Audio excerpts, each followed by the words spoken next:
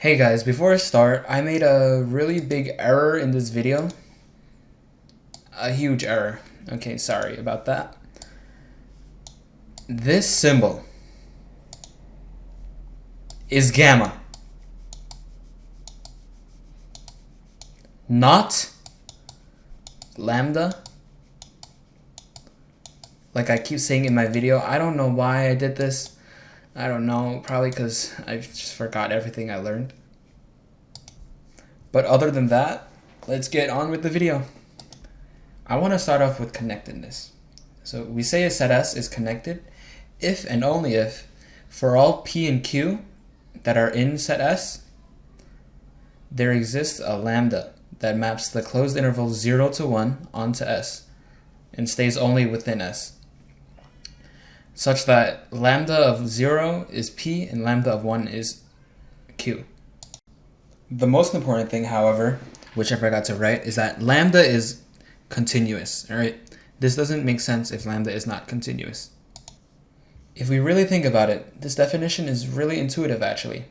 So what it's saying is that, say we had a set S like this. Right, this was one part of set S, and this was a different part of set S. So these both make up the set S, okay? What it's saying is that if we have a point here and a point here, say this was P and say this was Q, it's impossible to join P and Q without exiting the set, right? We have to stay inside this. We have to stay inside the set for it to be connected. So in this case, S is not connected because it's impossible to join P and Q. The next thing I want to get into is the intermediate value theorem. It's a really famous theorem in maths. The generalized version says a continuous mapping of a connected set is connected. Really simple, but it's really so powerful. So let's say we have a set S, okay? All right, we have a set S. It is connected, okay? And now say we have a function f that maps S onto, let's say, M. What this is saying is that if f is continuous, M is most certainly connected. And to see why, we're going to have to prove it. So let's move this over here. And let's get started with the proof. So say we had a function f that mapped the n-dimensional reals onto the m-dimensional reals. Now, some of you may not be familiar with this. What this does is pretty much just generalizes the function. So f can be any function that takes the n-dimensional reals to the m-dimensional reals. So in single variable calculus, both n and m were 1, but we're trying to generalize here. So f is continuous.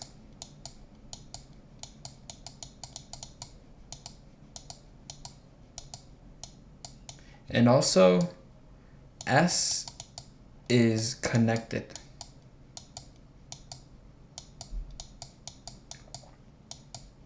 So these are our hypotheses.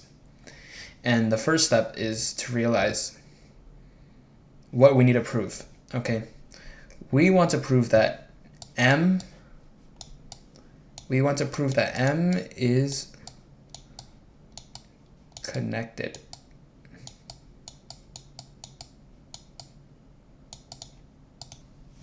And how do we prove that M is connected? Well, we just went over the definition. So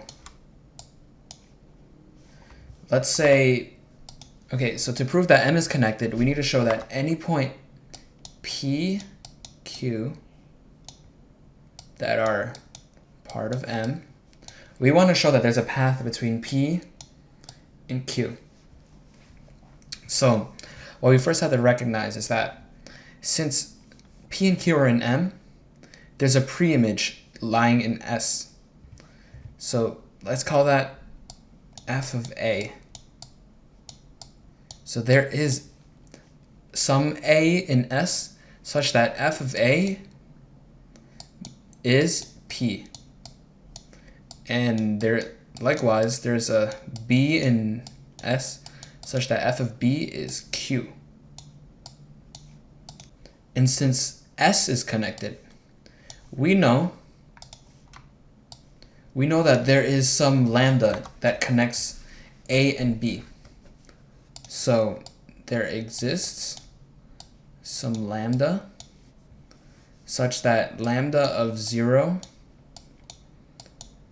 is A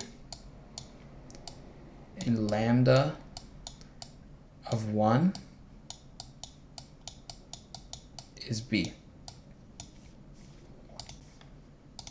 Now, if we take a look at another function, a separate function, so let's call that k.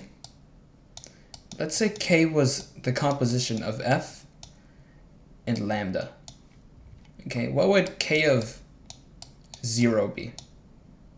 Well, to see that, we have to plug in 0 to lambda first. So lambda of 0 is a, and f of a is p.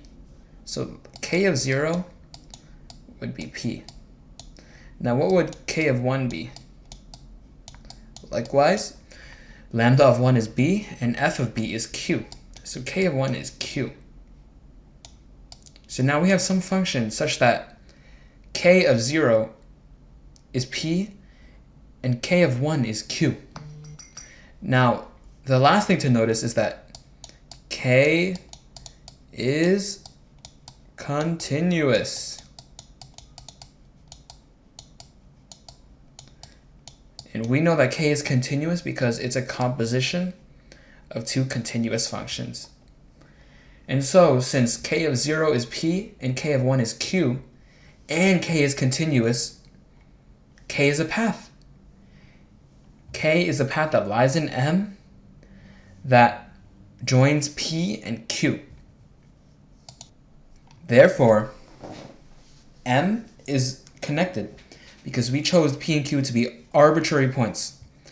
And we found out that there existed some function that connected P and Q that is also continuous. One thing we have to note is that, is K completely in M? The answer is yes, because F is a composition between F and gamma. And gamma, this path, lies completely in S, and F maps the entirety of S onto M.